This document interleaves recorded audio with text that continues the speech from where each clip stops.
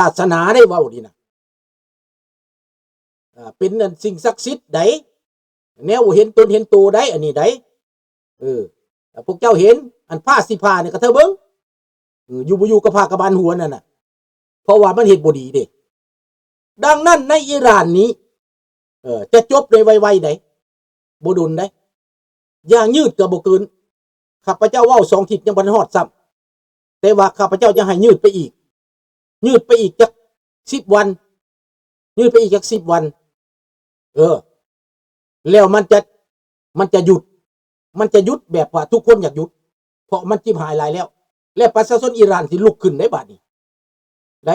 ประชาชนรัสเซียลุกแล้วไล่บักปูตินและบักประชาชนรัสเซียนั่นแล้วก็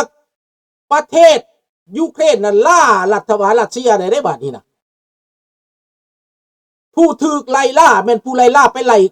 ล่ผู้ที่ถูกล่าได้บัดนี้ผู้ถูกล่าไปไล่ผู้ถูกล่าผู้ล่าผู้ก่อสงครามนะคือผู้ที่ได้รับผลกระทบนี้ตอบคืนในบาทนี้นะตอบโต้ได้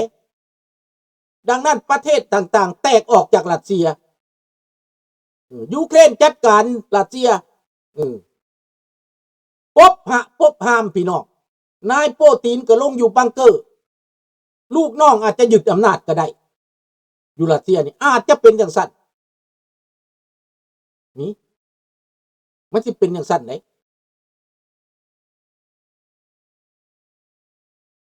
นะมันเป็นอย่างสั้นแหละมันจะเอาอย่างมาสู้แต่ลาวแดงเห็นตัวนี้แหละ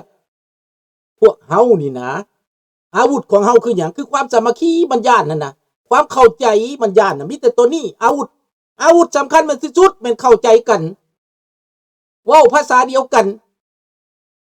อันนี้นะคันว่าภาษาเดียวกันแล้วมันได้แหละล่ะลูกหลานเลยการต่อสู้แม่นความเข้าใจเด้อบ่แม่นว่าให้เจ้าไปจับอาวุธอีหยังใดทุกคนทั่วประเทศเข้าใจเบิดแล้วและมหาอำนาจเขามาเองนกอินทรีมาเองพญาอินทรีมาเองพญาอินทรีเล็กมาเห็นแล้วบอกดังนั้นพี่น้องเรื่องความเสื่อนี้ความเข้าใจนี้คนใดมีบุญอันนั้นแหละพญาธรรมคันผู้ใดบ่มีบุญน่ะนะแผ่นมาพญามารเป็นอีโวเห็นบ่ล่ะคนบุญเป็นพญาธรรมเป็นพฤาษีคนบุญเด้อลูกหลานเด้อคนมารคนบาปเป็นพญามารดังนั้นพญามารนั้นจะตายแบบทนทุกข์ทรมานดิ้นดาวผู้ใดอยากเป็นอีโวผู้ใดอยากเป็นพญามารก็ดังอิหร่านนั่นแหละพญามารหาเงินมารวบรวมไฟฟ้าประชากรมาสร้างอาวุธขึ้นมาสุดท้ายตายปะตายอยู่ในหูได้ทำตายบ่ได้หันใจตายลำบากกากกำหายใจกระโบยได้ตายในหูเข้าไปในหูเขาถมหูพญาอินทรีถมหูอัดหูแล้วตายได้ใส่ยังอัดพญาอินทรีใส่ยังอัดพี่น้องสวัสดีน้องธนพรพญาอินทรีใส่ลูกเล็กไปอัดใส่บ้อมไปอัดพญาอินทรีอัดเข้าปากถ้ำโลดวันนี้พวกมันเข้าไปอยู่หันน่ะมันโมเมนต์พญานาคมันโมเมนต์พญาอีหยังไดมันอยู่บ่ได้ในถ้ำมันก็ตายสันตัวพี่น้องตายในถ้ำเดี๋ยวนี้ประชาชนที่ลุกขึ้นเหยียบแล้วอีกบ่ดนนะในโลกนี่สิดับไปเบิดเด้อเผด็จการนี่เด้อในตะเวนออกกลางก็สิเบิดบักวาซาซาดก็ไปแล้วบักซาดัมก็ไปแล้วบักกาดาฟีก็ไปแล้วลูกน้องบักอาราพัดก็ไปเบิดแล้วพวกฮามัดพวกเอสโบลก็ไปเบิดแล้วลูกน้องบักกันอายาตุลลอฮ์คอเมนีคามารี ไปเบิดแล้วทางนั้นไปเบิดแล้วนี่เหลือหยังบัดนี้ทางยุโรปก็ไปเบิดแล้วเหลือแต่บักโปตีนทางยุโรปก็บักหัวหน้าเบลารุสมาดูเซนโกยังเท่านั้นแหละบักเผด็จการเมืองอยู่ฮังการีก็สิไปคือกันบักนั้นน่ะบักนั้นสิไปถือประชาชนถีบก้นส่งบักนั้นไปพี่น้องอยู่ประเทศเชโกอยู่ประเทศสโลวักบ่เชโกสโลวักนี่แหละอยู่สโลวักนี่ก็ถือประชาชนตีนถีบไปแล้วเบิดแล้วเจ้าบ่ได้อยู่เบิดเผด็จการนี่นะในรัสเซียประชาชนก็ถีบอีกถีบหัวถีบก้นส่งอีกอันนี้ก็ได้นี่พี่น้องเบิ่งเด้อยังอยู่ไสบัดนี้ยังอยู่อาซีเฮานี่มันสิม่วนได้พี่น้องมันสิโป้นบาดลาบักแตงสร้างหน่วยป่ายพี่น้องลาวเอ้ยลูกหลานลาวเอ้ยคนลาวเอ้ยพวกเจ้าให้รอไว้เด้อให้เตรียมจิตเตรียมใจไว้เตรียมเหือเตรียมแห้งไว้ให้เฮียนหู้การบ้านการเมืองให้เปิดหูเปิดตาเบิ่งทางนอกแน่อย่าสิก้มเบิ่งตั้งแต่โปรตีนตัวเองหลายอย่าสิฟังแต่โฆษณาส่วนเสือเขาหลายมันสิไปดอกที่YJเพียงตั้งแต่เฮาเนี่ยสามัคคีกันไว้เชื่อกันไว้หักแพงกันไว้ฟังความกันไว้บอกร้อนสอนง่ายเด้อพวกเจ้าเด้อผู้ใดบอกร้อนสอนยากหูหนาตาโปน่ะนะแม่นคักอันซึ่งที่ว่าน้ำแข็งตกใส่บางคนก็ธรรมชาติพายุธรรมชาติเพิ่นว่าเจ้าเสือในนั้นก็แนวนั้นแต่อย่าลืมในฟ้าในฝนในธรรมชาตินี่ก็มีบาปมีบุญคือกันมาตามนั่นแหละมาตามนัดมาตามนัดพี่น้องข้าพเจ้าได้เตือนไว้แล้วเรื่องนี้มาตามนัดและจะไปตามเวลาตามล่วงเวลาอีกดังนั้นการทำนายทายถักนี้มีสิ่งบอกคือกันอย่างทำนายได้ข้าพเจ้าบ่ฮู้จักว่าเป็นแนวใดคือซีเมนมเหสักลักเมืองบอกปากที่บอกมเหสักลักเมืองบอกปากตอนย้นบักกันตอนเฮือบักกันนั่นสิล่มมันก็ข้าพเจ้าก็ฮู้ก่อนเด้ข้าพเจ้าเว้าก่อนเด้แล้วตอนย้นมันสิตกตอนย้นมันตกตายอยู่เชียงขวางกันก็ข้าพเจ้าก็เว้าก่อนอีกก็ได้ปรากฏว่ามันมีแนวใดแนวหนึ่งมาบันดาลจิตใจได้อันนี้ข้าพเจ้าเล่าสู่พี่น้องเฮาฟังเด้อมีแนวบันดาลจิตใจมาต้องมาสู่ในใจเฮานี่แหละให้อยากเว้าอยากว่าขึ้นมาได้บ่เสือหากแต่ว่ามันมีแนวสังหรณ์เพิ่นเว้าเด้อสังหรณ์รู้สึกว่ามันสิเกิดอันใดอันหนึ่งเลยให้เฮาบอกบอนขึ้นมาเว้าขึ้นมาว่าซั่นไปพี่น้องเอ้ยก็ลอง1 7 ดอน 29มันก็ขึ้นบ่หลายแต่ก่อนก็5 ดอนมันก็ขึ้นแต่2 ดอนก็ธรรมดาดอกมันธรรมดาอยู่จักหน่อยมันก็ดีขึ้นดอกประเทศเขามีบ่เขาปกป้องดี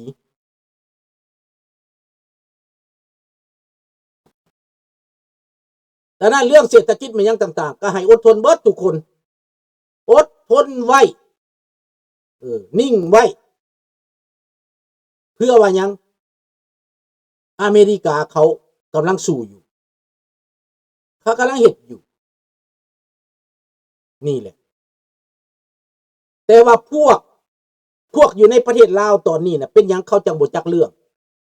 ข้าพเจ้าก็มาตั้งคำถามกับลูกกับหลานบ่ฮู้ได้ขนาดลูกหลานเฮาก็ยังบ่มีผู้ใดฮู้หยังยังหูหนวกตาบอดเบิดเพราะว่าเขาล้างสมองมาตั้งแต่อยู่อนุบาลเขาล้างสมองมาเขาลาเวลแซกโวมาเขาเบรนวอชเบรนวอชมาตั้งแต่อันนั้นน่ะอนุบาลพุ่นแล้วมันสิเข้าใจหยังพี่น้องมันบ่เข้าใจหยังเบิดมันรับหูรับตาอย่างเดียวเว้าไปขนาดข้าพเจ้าเล่าประวัติข้าพเจ้านะมันยังมาตอบโต้มันดิ้นมันสักมันเท่าได้พี่น้องมันมาตอบโต้ได้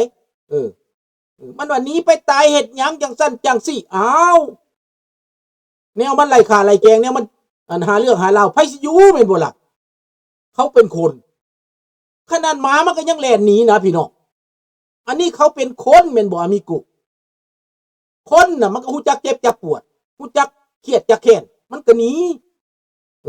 เจ้าอยากตอกอยากหยอกก็ตอกแต่ว่าที่ของเจ้านั่นเขาก็สิบ่อภัยเจ้าคือกันนั่นแหละอย่าสิให้เป็นที่ของเขาได้ตอนนี้เจ้าเว้าเต็มปากเต็มคำแต่บัดที่ของเขาแบบพวกอิหร่านและที่เขากลับมานะบัดเขากลับมาแล้วเจ้าสิเป็นจังไดล่ะแน่นอนที่ว่าเจแน่นอนอันน่ะ 1,000%จดหมายลุงเขียนไปเบิดแล้วทั่วทุกประเทศแล้วเขาก็ตอบมาแล้วจดหมายน่ะทุกประเทศดังนั้นเจ้าสิว่าถ้ามันเปลี่ยนอำนาจดิเจ้าผู้ปากกล้าว่าแข็งอยู่ในลาวเจ้าสิอยู่ได้บ่ถามว่าประชาชนเขาสิอภัยเจ้าวะข้าพเจ้าบ่เห็นหยังดอกคันเปลี่ยนก็ได้มิแต่สิว่าอย่าทำโทษเขาเด้อแต่ว่าประชาชนผู้เขาเครียดเขาแค้นนี่ติประชาชนผู้เขาเครียดเขาแค้นนี่เขาสิเหยียบเจ้าแบบบ่ได้เบิ่งได้ให้คิดเอาเด้อบักใดอย่าปากเป็นแก้วบักใดอย่าหัวแอวเป็นลาวก็เป็นโลดตอนนี้น่ะแต่ตอนประชาชนตื่นโตขึ้นมาน่ะพวกเจ้าสิอยู่บ่ได้ถ้าบอกไว้ก่อนขอเตือนไว้ก่อนสิไปตายนำบักทองรุ่นบักทองรุ่นก็ตายปะแล้วเจ้าสิจังได๋เจ้าสิไปไสบักทองรุ่นตายปะแล้วให้เจ้าคิดพวกนั่นพวกอยู่ในอำนาจมันสิตายปะเบิดแหละเจ้าสิไปอยู่นำไผเจ้าสิแล่นมาหาพวกเสรีแล่นหาพวกประชาธิปไตยเขาก็เบื่อหน่ายเจ้าเพราะว่าเจ้าปากบ่ดีเจ้าปากบ่ดีคือพวกข้าพเจ้านี่ปากดีเด้อยู่ในต่างประเทศนี่ปากดีเด้ปากเป็นประชาธิปไตยปากเป็นคุณปากเป็นเวียกปากเป็นงานปากเป็นหลักการปากเป็นเอกราชปากเป็นประชาธิปไตยปากเป็นความยุติธรรมไดจิตใจก็มีความยุติธรรมเอื้อเฟื้อเกื้อกูลเห็นบ่มันต่างกันไดนั้นพวกอยู่ในประเทศนั่นน่ะให้พวกเจ้าพยายามคิดให้พวกเจ้าพยายามฟังให้พวกเจ้าพยายามศึกษาว่าเป็นอย่างมันจะเป็นอย่างซี่หรือว่าพวกเจ้าอย่าให้มันนักกว่านี้บ่ถ้ามันนักกว่านี้พวกเจ้าเสียจังไดแต่ตอนนี้เสียหายหลายเด้อภาครัฐก็ลงไปกวดกาว่าเสียหายหลายปานใดว่าซั่นเด้มันไปกวดกามันสิเอาหยังมาสดเชยพี่น้องในต่างประเทศนี่หลังคาข้าพเจ้าเปิดออกซ้ำมันครับคายศอกนี่แหละนี่หลังคาเปิดออกลมพายุเปิดออกน้อยเดียวพอแต่เพิ่ง2แผ่นให้เขามาเบิ่งเขาว่าต้องได้ฮื้อออกเบิดใส่ใหม่เบิดเขามาใส่ใหม่ให้ตัวใด 10,000 เขามาปูใหม่ให้ 10,000 เอาเจ้าปูเอาเองเด้อเจ้าเฮ็ดเอาเองเด้อข้าพเจ้าก็ได้ 10,000 มาแล้วไปจ้างเขามาเฮ็ดหมดแต่ 1,700 ข้าพเจ้าก็บ่ฮู้เบิดเลยเนาะก็แปลงเอาแต่เบิดมันเพแล้วก็แล้วก็ได้เงิน 10,000 ละเสียไปแต่ 1,700 จ้างเขามาแปลงให้แล้วบ่มีหยังคือเก่ามันก็เป็นจังซั่นแหละให้คิดเบิ่งพี่น้องท่อน้ำหางลิ้นเฮาก็แปลงเอาเองซื้อมาแปลงเอาเองใส่เอาเองเฮาเฮ็ดเป็นเด้คันเขาเฮ็ดหลายพันเด้แต่เฮาเฮ็ดนี่เฮ็ดเองซื้อมาใส่ก็เบิด 2-300 แล้วไปเฮาได้เงินแหละนะแต่ส่วนเมืองลาวไผสิมาเสียให้เจ้าถามเบิ่งแหน่ผู้ลางคนตั้งห้องตั้งไห้ก็เป็นตาอุสานอยู่ดอกลุงก็สงสารเขาอยู่สงสารเขาอยู่ได้เวลามันปิดมาน่ะแต่สิซอยยังได้แหละเห็นบ่ล่ะมันเป็นแบบนี้มันตกบ่แม่นก้อนน้อยเด้สัตว์ใส่รถนี่ก็จนหลังคาซอดรถเป็นคันเล็กบักใหญ่ๆน่ะซอดลงไปน่ะหลังคารถหลังคาเล็กกันน่ะซอดปุ๊ดเลยน่ะคือคนมันก็ตายพุ่นตัวบ่ตายก็บาดเจ็บแล้วเลี้ยงบ่โตแล้วพี่น้องเม็ดใหญ่ซำใดเอาเว้าสู่ฟังดูคนเมืองลาวผู้ใดอยู่เมืองลาวน่ะอยู่เวียงจันทน์น่ะเม็ดใหญ่ซำใดถ้ามันถึกสมองตึกหัวนี่รู้พุ่นใดพี่น้องแม่นบ่เม็ดใหญ่แม่นบ่ซ้ำค้อนผู้ใดฟาดหัวลงน่ะขนาดรถเป็นเล็กน่ะยังซอดปุดเลยนะ หลังคาบักหนาๆเนี่ยซอด